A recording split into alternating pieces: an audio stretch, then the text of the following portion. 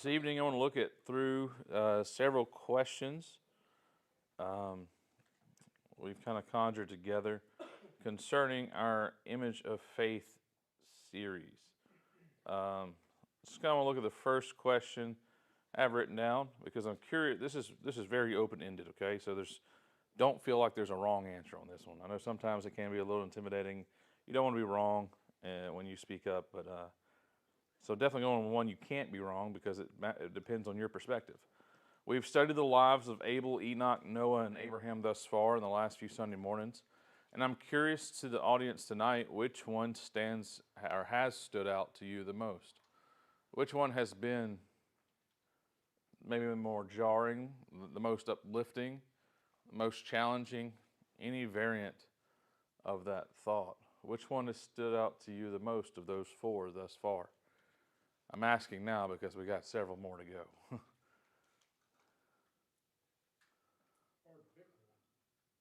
And that's a solid answer, honestly. It is hard to pick one. I was curious if anybody could.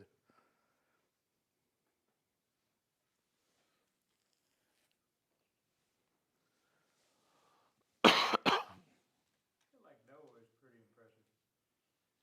It's never rained before, and he's building a boat. And yeah, and that's that's a part of the beauty of any one of these stories is like many of them face things that or showcase things that before or since have not had an example to follow. And Noah prophesying about rain when for the entire existence of the earth at that point, water came up, not down. So to be so bold to say, no, it's going to come down now. Anybody else? No wonder it rained so long. Been waiting for since creation. Yeah. Well, Abraham, the faith of Abraham, when you had to have, I mean, you brought your son out there on the process of, you're going to give him to the Lord, sacrifice him, and that's your only son. Took that long to get him, all them years to get him. And then the Lord says, and he found a way, the Lord found a way to not have to do it. Hmm. And Abraham had to have the faith of somebody that I don't know if I could do it. I've had that thought this week, just looking at my children and go, how do you make that decision? How do you make that distinction? How do you walk up that mountain? Yeah. Knowing all that time, you got to kill him. Hmm. And I mean, I think it really does testify what we read, like I said in the book of Hebrews, that he thought if he was going to kill him, then God must be raising him from the dead. Like that was such an insane, to me, process of thought. Like, if I take him up this mountain and kill him, then it just must be that the fact that the Lord's going to bring him back. I bet Sarah didn't know that he was planning on doing that. I, you know what? No one really talks about if Sarah knew I know. about their little camping trip. Uh, It actually teaches You know, in Abraham the had Talmud. faith, but he's kind of like, go ahead. that's what? It actually teaches in the Talmud that's why she died because of the stress. Because the very next story Yeah. is Her dying. burying Yeah. her, and Isaac going to find or sending out for Isaac to find a new wife because his wife passed away or because his mom passed Yeah. away. So that's like the teaching of this was so stressful to her. That's interesting. Took her out. Yeah. Which Sarah's who we'll study this Sunday. So, and her own faith. I think that talking about Abraham now bleeds into our next question. What lesson about faith do we learn from the life of Abraham? I know you could probably pick more than one, but what is the lesson of faith that you learn from the life of Abraham? Abraham had faith, but he's like a lot of us. He got tired of waiting and decided to Oh take man. matters into his own hands. Yeah, and that's And that's that's still creating problems Yeah, that's probably the most relatable part of Abraham's story to us is he grew impatient. Now he grew impatient after 12 years, which that's a long time, let alone 100. I mean, when I say impatient, he was given that promise at 75, you will have a son. 12 years later, or 11 years later, it hadn't happened yet, and like you said, he grew impatient. Sarah grew impatient. They took the matter into their own hands. Because, oh, wow. This parallel's probably been given to me before, but it just kind of clicked for me now. What parallel do we see in Sarah coming to Abraham and saying, hey, I have an idea, and the man going, okay, here's the fruit. Exactly. A little different scenario than here's an apple, allegedly, or here's another woman. I think there's going to be more repercussions than we see that. But yeah, that's the same image. Sarah brought to Abraham this outside source of provision than what God had promised. And when the man partook, things fell apart. I am not advocating right now because someone can twist my words to say ignore your wife, even though I can see how someone would justify that with the two stories we just said. But no. Yeah. The men in here know better than to do that. Valid point. I like that you bring up that he grew impatient, and that creates a lot of mistakes and problems. That might have helped him be a little, What? We do too, and it causes a lot of problems sometimes. that might have helped him learn, he might have learned from that, is the reason he was willing to sacrifice Isaac. And that, let's see, I have 9 things written down, but I don't know what we're getting to when. Yeah, let's get to Brother Joel number 7. Bringing that up, why do you think God asked Isaac to offer? Why do you think God asked Abraham to offer Isaac and not Ishmael? Because if we go back to the scriptures, in verse or Genesis, this is going to be where we are at all times. 22 verse 1, came to pass after these things that God did tempt Abraham and said to him, Abraham, he said, behold, here I am. And now verse 2 is where we get our big kicker. And he said, take now your son, your only son, Isaac. Now wait a minute. We just talked about how he was impatient when Abraham and Sarah were waiting for the fulfillment of the promise. He went to Hagar, the handmaid, and they had Ishmael. Ishmael was 13 years older than Isaac. But here in verse 2 of chapter 22, it says, God said, take your son, your only son, Isaac. That was his promise.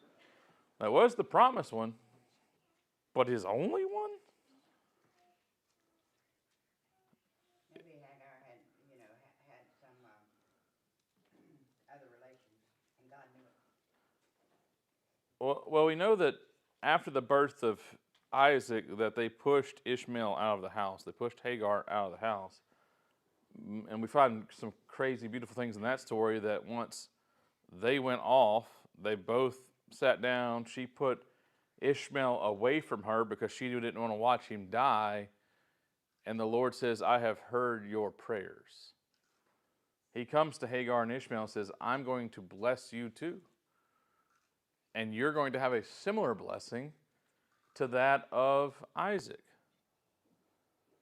That you would have a generation, that you would have children beyond understanding and comprehension.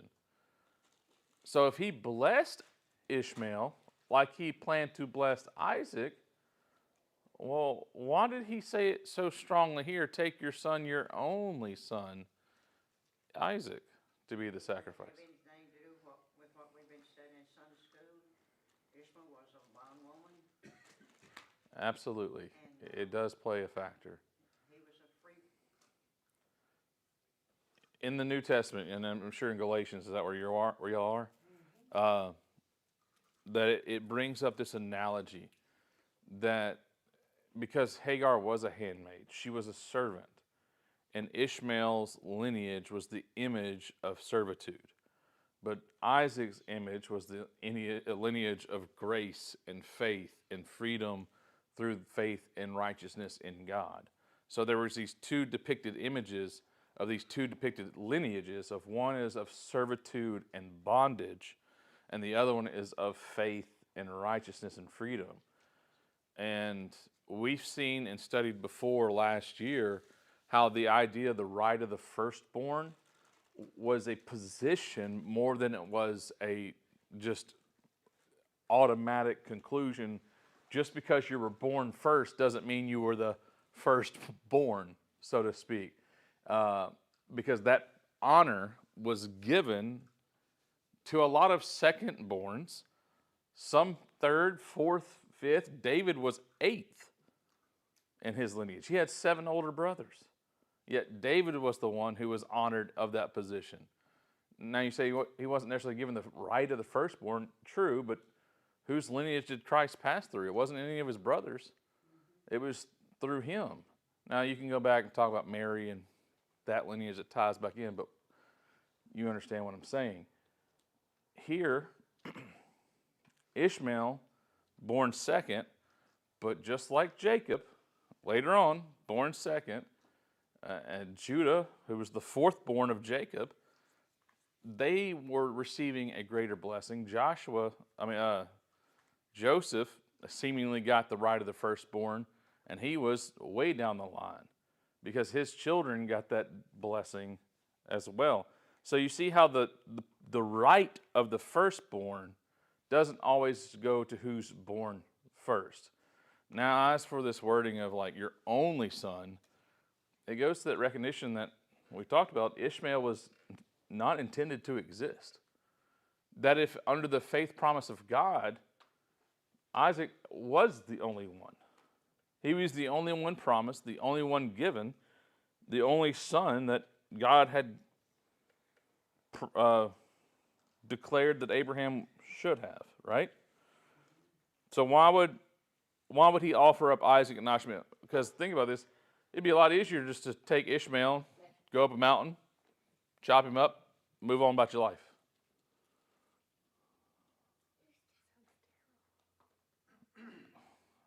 They didn't even let him stay in the house he was 13. They were like, all right, y'all go, we got the actual baby. They treated him out like an animal. Why not sacrifice him like an animal?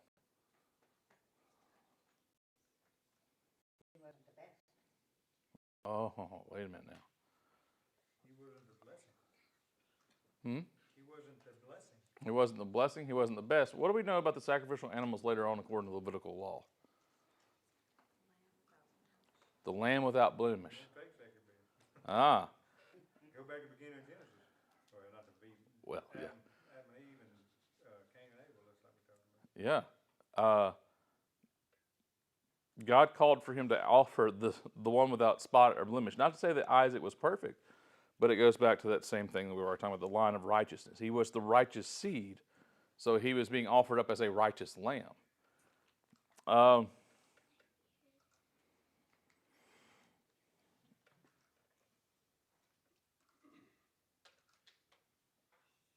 On question 3 there, Brother Joel, how did Abraham respond to God's call?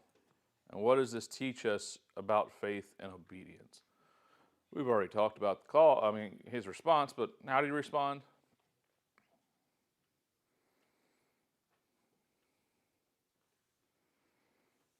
Here I am. Yes. And that was a beautiful statement that we see reoccurring through the life of Abraham. When God called, he said, here I am. Did we see Abraham ever questioning God in those conversations? No. Well, obviously we talked about he doubted, had the lack of faith led to Ishmael. There was that worry and that doubt that came up, crept in, overtook. But in those conversations with God, he was plain, here I am. What is it? I'm not arguing. Not like Moses later on when God called him in Exodus. He was like, here, I want you to do this. Oh, I can't because. And he lost part of that blessing. Here he said, here I am. Whatever you say, I'm going to do what? I'm just going to follow through. So what does that teach us about faith and obedience?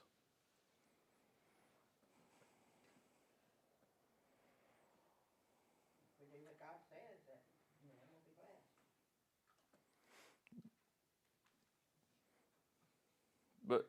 That's true to a certain extent.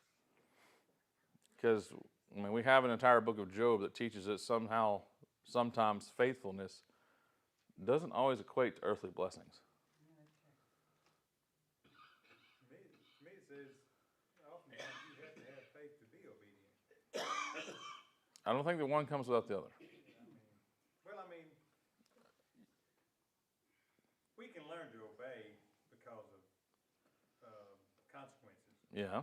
but in this case, I mean, it took faith. Yeah, because the consequences were never seen because, as we mentioned, whenever God said do X, Abraham said, okay. He never saw the consequence of disobedience. He never saw the inside of a belly of a whale and went, oh, you know what?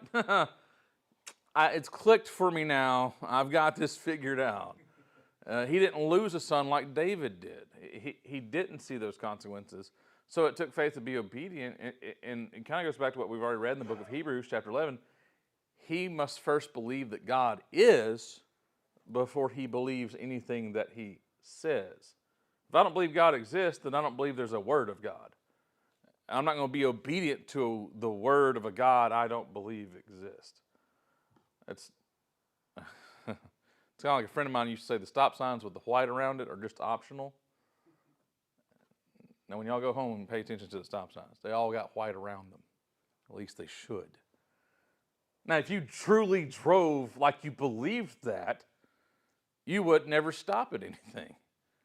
I don't want you to believe that. They're not optional. You have to obey them all. Making that clear. You also want to obey the speed limits too, but that's a different sermon.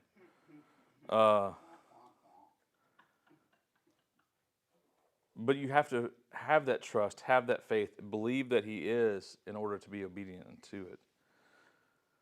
Let's talk about this question. Number 6. Why do you think God tested Abraham by asking him to sacrifice Isaac? Why even have this whole ordeal? He wanted somebody to believe to lead this nation or whatever he promised. He didn't want somebody to walk out a couple of years down the road and out. He knew that Abraham would do what he said. I definitely agree. He knew that Abraham would do what he said, and he wanted an example. I got a little asterisk I'm going to put with that in a second. I want to let somebody else says anything first. Anybody else? Why do you think God would even do this to begin with?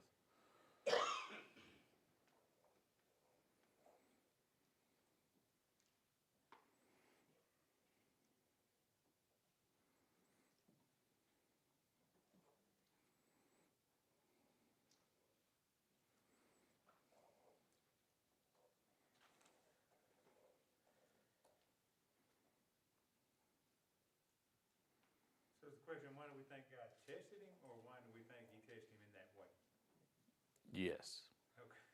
That's just part 1 and part 2 now. Why would God test Abraham, a man who for 10 chapters of Genesis so far has already proven himself to be trustworthy, faithful? There was the mistake of Ishmael. We are putting that reminder there. But you got to think that's the only thing the Bible describes Abraham failing. And that wasn't a thought led by himself. It was a thought led by his wife that he heeded, which he shouldn't have done. Didn't he claim a couple of times that Sarah was his sister? I mean, he half-sister, sister. In towns just to take advantage of the royalty there. To get all Take the, advantage of or not be killed. He was just looking out. He was trying to steward his life, by keeping it alive. In a what? In a sinful way. Oh, because what happened in those accounts? All I'm saying is. No. Keep going. No, I'm not disagreeing with you. But what happened each one of those times he lied about? The Lord intervened for Sarah's sake. Because what was going to happen? What do you mean?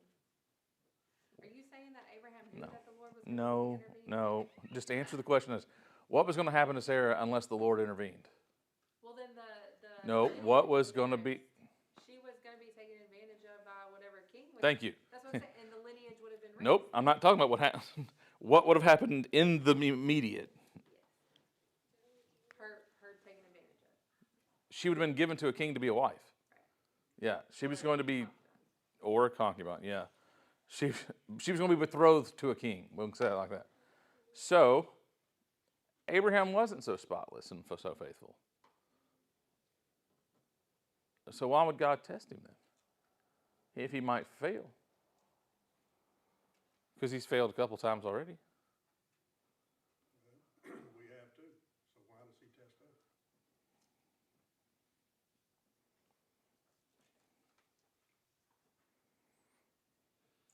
Does he do it to refine us? I think it was that last bit of Abraham having control over the blessing that God said that he was going to give him. Because what we've seen tried to do so far. Over and over, when God told him he was going to give him this blessing, he tried to control the way it was going to come about. Like, first he brings Lot with him, because that would have been his inheritance. And then that whole thing messed up, so he pushes him away. And then he there was the takes man of his own advantage house. Yeah, the servant, and then he takes care of, or takes advantage of Hagar. Yeah. And took control of that, and God says, nope, take him out. And so now that the blessing's actually here, it's like the final part of God saying, I just need you to remember that this blessing is mine, and the way I deliver it is mine. And you don't have control over this part. So it was the same parallel that we read Sunday when the rich young man came to Jesus and said, what must I do? And Jesus said, sacrifice everything. Here, the same thing was being given to Abraham. He said, you got your blessing that I promised, but are you willing to sacrifice everything? Because it's really easy to take the blessings that God gives us, and then that then become the thing that we worship, rather than the hand that gave it in the first place. Yeah. I saw something literally today about that, of people taking the objects of God and making them God themselves. So in this event, what does this event reveal about God's faithfulness?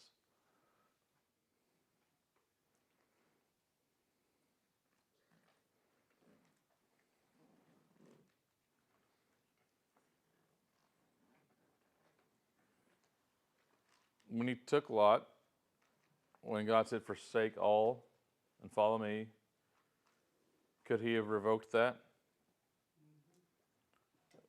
When he was going to allow Sarah to become another man's wife or concubine, could he have taken the blessing back because he was disrupted in the lineage? When he had Hagar be the surrogate, so to speak, and have Ishmael, could God have revoked the blessing at that point? But he didn't. I mean, Not entirely. well, he had already made the covenant with Abraham Mm-hmm. at that point, because he did that in 15. Yes. And then the Hagar incident happened in 16. So, yeah. So if he had gone back on it at that point, because he did both sides of the covenant. He said, the covenant will not rest upon He had- Abraham's yeah, shoulders. If he had broken it at that point, he would have ceased to have been God at that point. Like that would have gone against his nature. So we're learning that God keeps his covenant. Yes. Okay, what covenant do we exist under? We're not under the old covenant, but we're under the new covenant. What is the promise of the new covenant? Mm-hmm. We sing a little song about it. Jesus paid it all. So there's nothing for us to contribute. There's nothing for us to have to add to in order for salvation to be perfect. And if God keeps his covenants, that also means what? That covenant will never change. If that's the promise of God, that I am doing the work, and just like with Abraham, the entire covenant rests upon God's shoulders, then it'll never rest upon our shoulders. It goes back to what Brother Ronnie even shared in his devotional. Sunday morning, that there's many aspects in other denominations that want to either make salvation part of their effort or make salvation only sustained by their faithfulness. Yet the payment was never sustained by our faithfulness. The payment was never provided by our acts of service. The payment was never provided for by our sacrifice. It was all on Him. So He is the sustainer, provider, and keeper of that covenant. So despite, and we talked about, you just mentioned it, a second ago, Brother Kenny, despite how many times we are unfaithful to the covenant, God never breaks the covenant. So what do we understand about God's faithfulness, both through Abraham's experience and ours? That He what?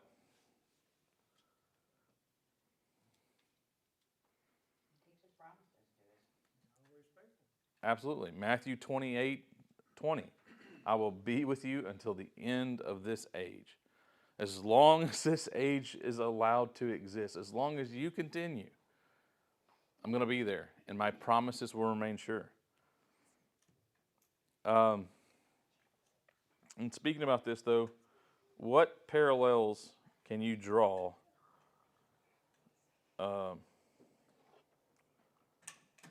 what event? Excuse me. Let me back up.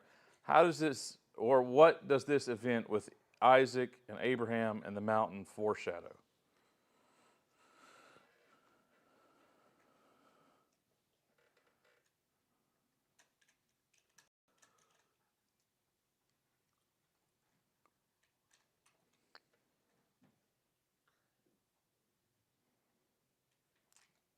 What does this event of Abraham offering up Isaac foreshadow?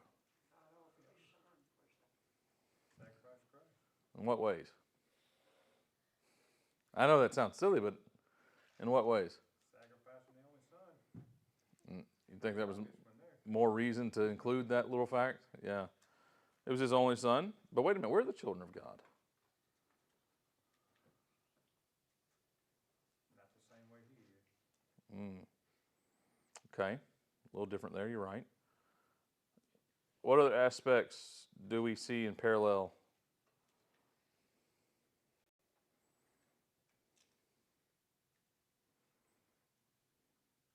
Let's take it back to Ishmael. We have Adam and Eve, and they go through this forked branch by taking the provision in their own hand, right? They take up the fruit. They seek their own wisdom. They seek their own way and their own knowledge. And that shifts off to the left. But then God comes back in and reestablishes a straight order. Sends it through their children. Tried to go through Abel. Cain stopped that. Went through Seth, right? So, with Adam and Eve, they made a decision, and they put that left fork in the road.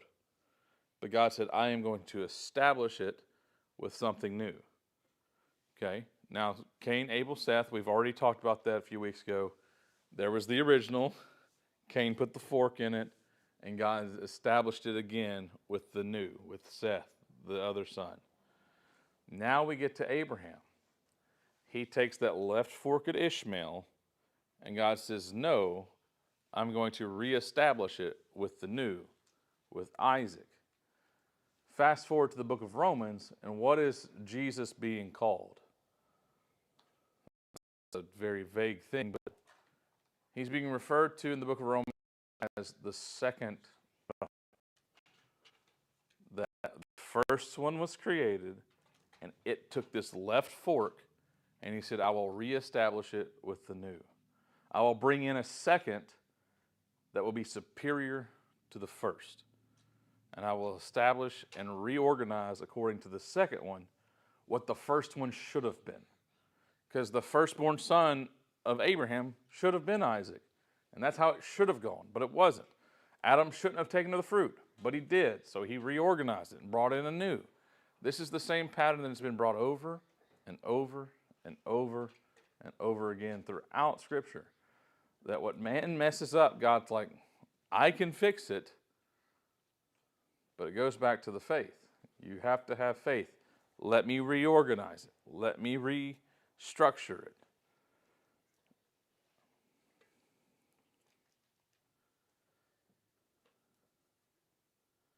And we see this even with the last question. This is the answer to the last question.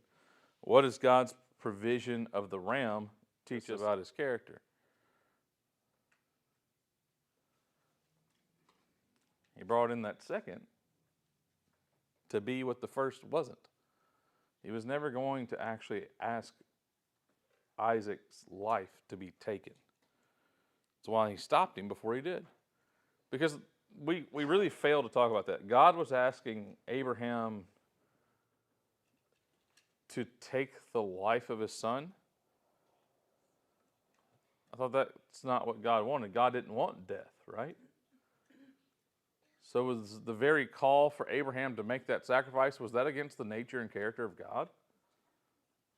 Well, it couldn't have been. Because that's a conflict of God's existence. So how can then God call for that? It had to be because he always knew that the life was never in danger. God called for Isaac's life while knowing that Isaac's life was never in danger.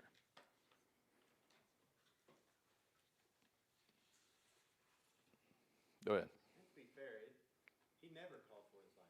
It said at the beginning, testing. It was always a test. He was never expecting Abraham to actually kill him. Thus, he wasn't actually requiring human sacrifice. He was testing him. Do you think Abraham knew that? Well, no, but And no, that's fair. I mean, what you say is that's fair. relevant to what the question you said. Why would God call Yeah. Isaac's life? Technically, he was never actually calling for it. It was always a test. He was just calling for Abraham's faith. And that is a better point of saying it wasn't, God never sought to end the life of one, he called to illuminate the faith of another. Now,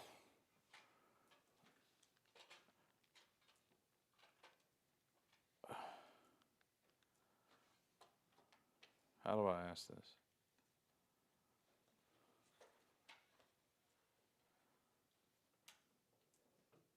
Have you considered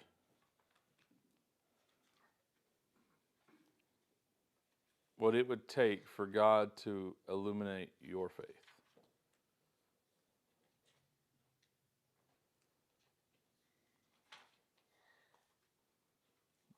Have you considered what it would take for God to purify your faith? To test it? What would be your story?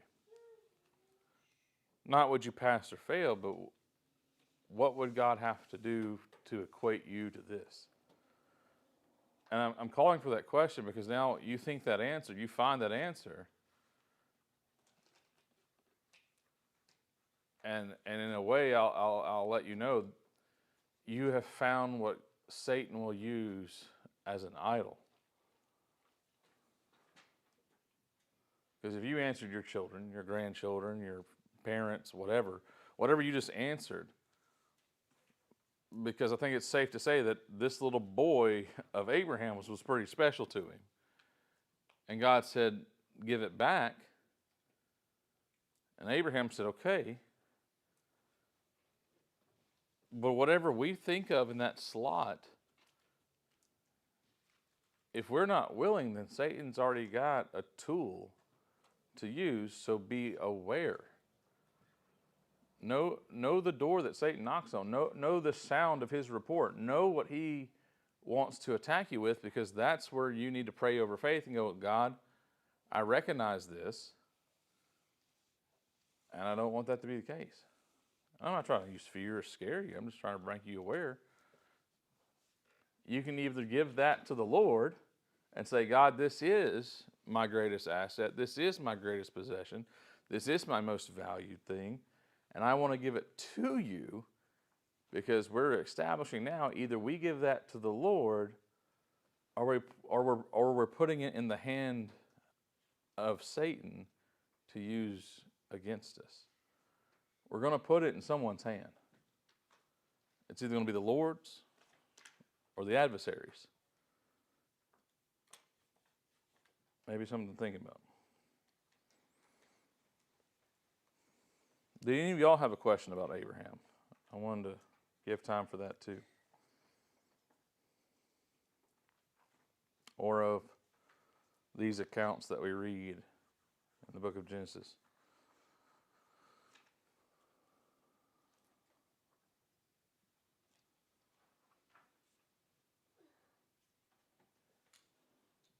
I think faith is a big thing.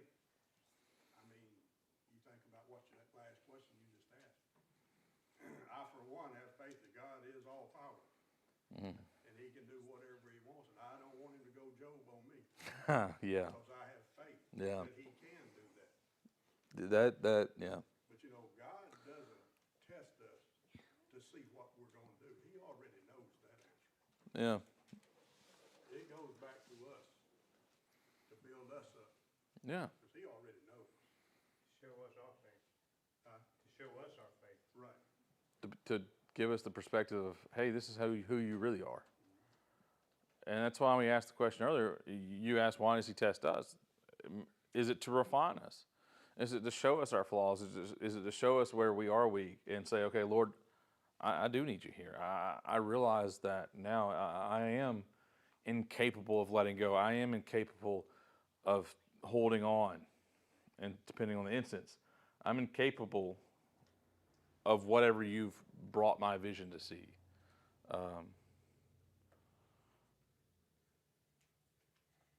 And then, like you mentioned, Job.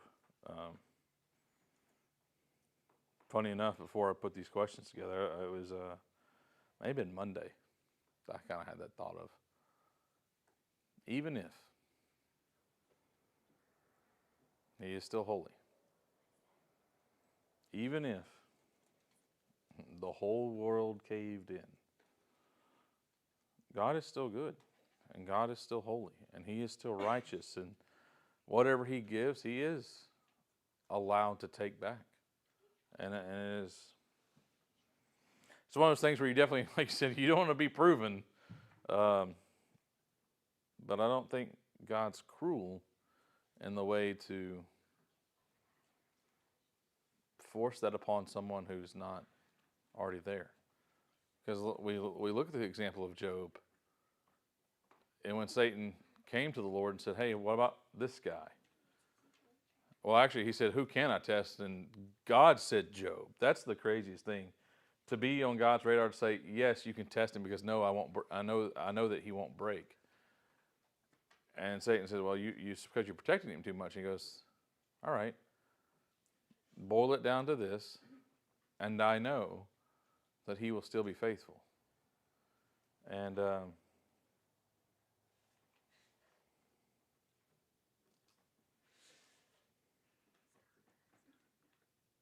he had that recognition.